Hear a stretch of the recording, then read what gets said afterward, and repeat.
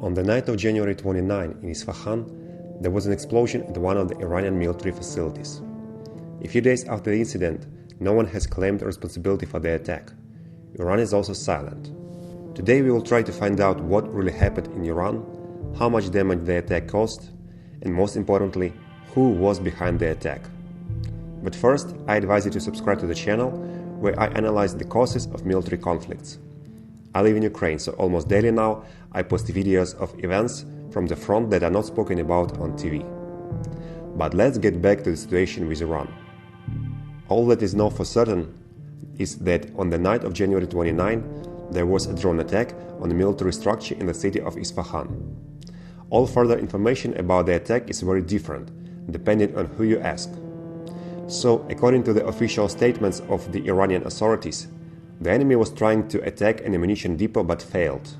One drone was allegedly shot down by air defenses, the other two, according to officials, fell into defensive traps and exploded.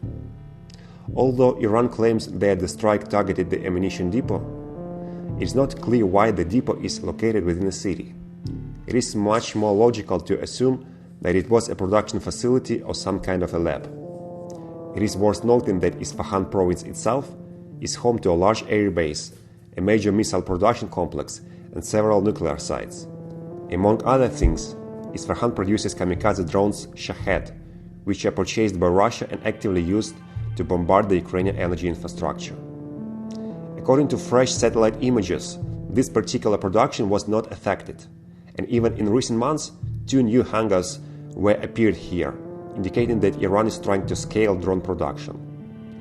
But despite the fact that Iranian officials have claimed that no harm has been done, the Jerusalem Post, on the other hand, quoted Western intelligence sources as saying that the drone attack in Isfahan was a phenomenal success. So, who was behind the attack? Who benefits from this?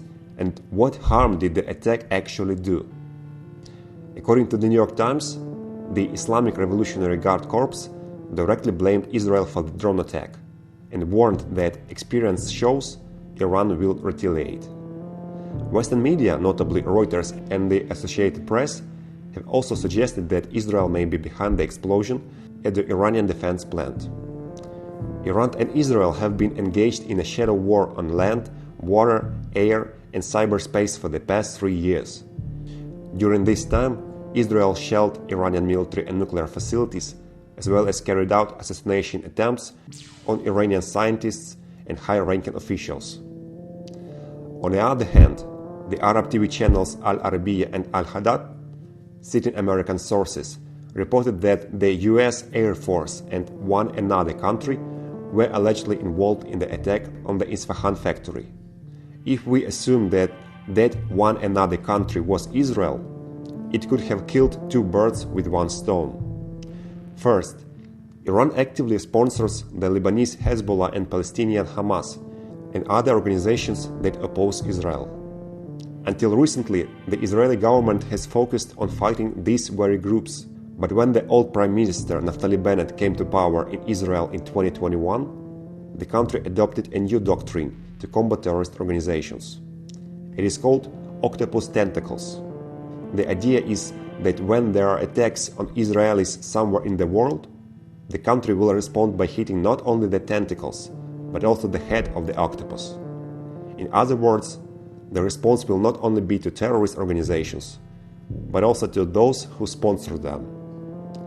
That is why some media in the context of the night attack in Iran drew attention to the statement made by current Israeli Prime Minister Benjamin Netanyahu a few hours before the bombings in Iran. Netanyahu said that Israel would take several immediate steps to fight terrorism. The occasion for these remarks was apparently the attacks in Jerusalem in recent days. On 27 January, a 21-year-old East Jerusalem resident opened fire on passers-by and visitors at Aterem Abraham Synagogue, killing at least 7 people and wounding 3 others. The next day, a 13-year-old East Jerusalem teenager wounded 2 people in the street in the city of David archaeological site. Because of these facts, it is logical enough to assume that Israel might have been sent some kind of signal to Iran by the night attack. Another bird killed by the same stone was the war between Ukraine and Russia. The Western coalition has often criticized Israel for refusing military assistance to Ukraine. Despite the fact that Israel is considered an ally to the United States, its government has refused all Ukrainian requests for weapons. The reason for this was rather close relations with Russia. For example, in Syria, Russian troops, which supported Assad and controlled the country's airspace, allowed Israel to launch missile strikes against Iranian military targets. In addition, Russia has a large Israeli diaspora, so the Tel Aviv government must think about their safety too. An attack on Iran could show the US and other allies that Israel, even without sending weapons to Ukraine and harming Russia directly, could also be useful.